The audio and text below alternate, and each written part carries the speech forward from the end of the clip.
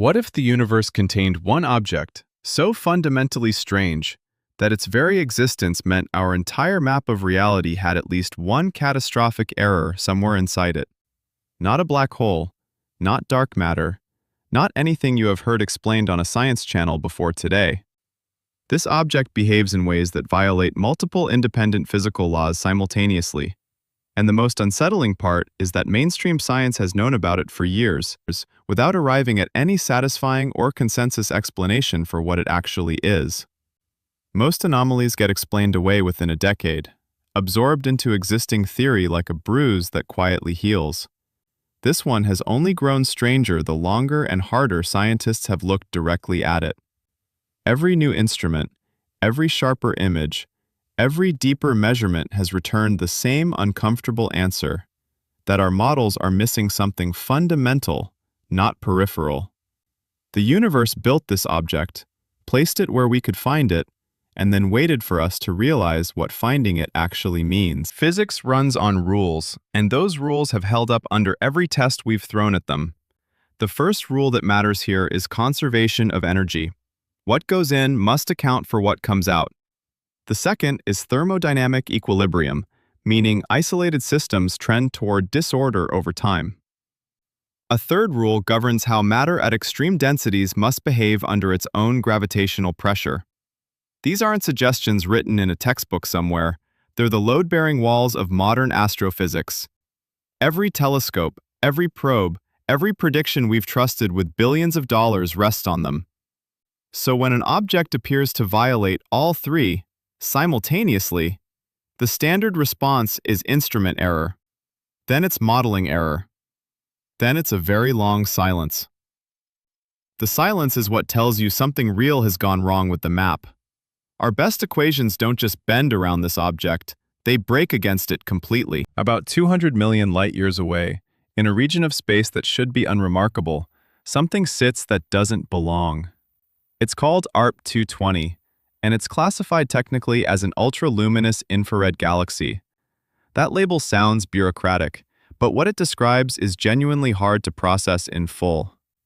Two galaxies collided there, and the wreckage is now producing stars at a rate that shouldn't be physically sustainable. The core of ARP 220 is so dense, so packed with gas and radiation, that it outshines our entire Milky Way by a factor of 200. You can't see it in visible light, because the dust is so thick it swallows every photon trying to escape. What we detect instead is heat, raw, overwhelming infrared energy bleeding out from something we can't directly observe.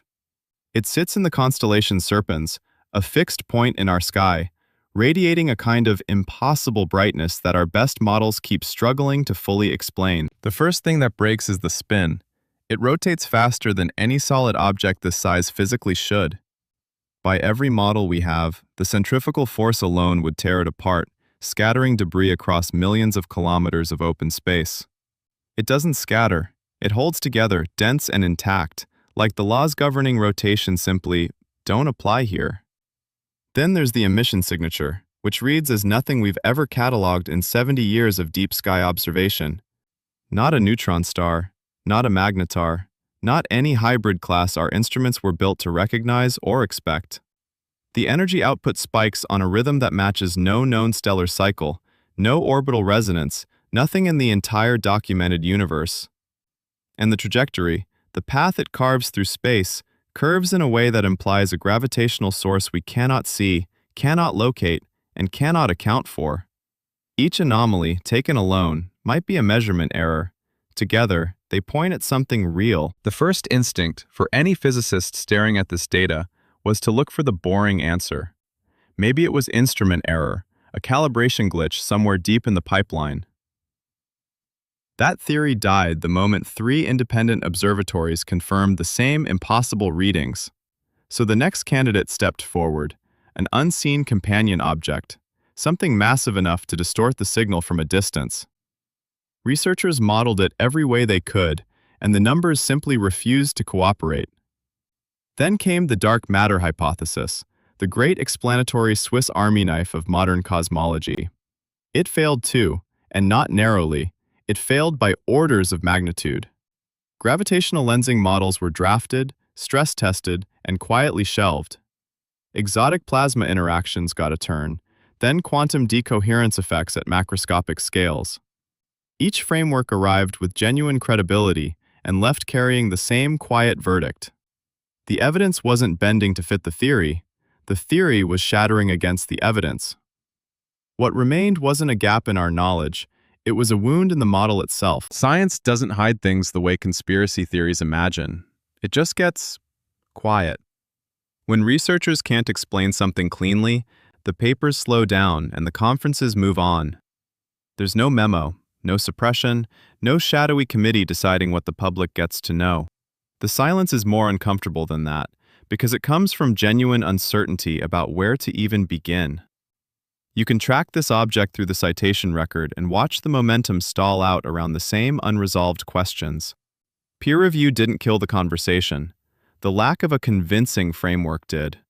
Nobody wants to publish a paper whose central argument is essentially, we don't know. Careers are built on answers, not on elegant admissions of total confusion. So the anomaly sits in the literature like an uninvited guest that everyone acknowledges and nobody addresses directly. The data is real, the measurements are solid, and the gap between those facts and our best models just keeps widening. 3 serious possibilities sit on the table, and none of them are comfortable to look at directly. The first is that our equations for dark energy are simply, fundamentally, wrong, and this object is the proof we've been avoiding. The second possibility is stranger, a region of space where the rules themselves ran differently during the early universe's formation. That would mean physics isn't a single story, it's a patchwork, stitched together in ways we haven't mapped yet. The third possibility is the one that keeps researchers quiet at conferences, the one nobody wants to publish first. This object may be evidence of a structure so vast it shouldn't exist under any current model of cosmic evolution. Each of these futures demands a different kind of reckoning, not just for theorists, but for anyone who has ever looked up and assumed the sky followed rules. The universe may have been under no such obligation this whole time. The map we drew of the universe was always a best guess, not a finished portrait. Every model, every equation, every confident textbook diagram was built on the evidence we happened to find. Then something like this object shows up, sitting in plain sight, refusing to behave.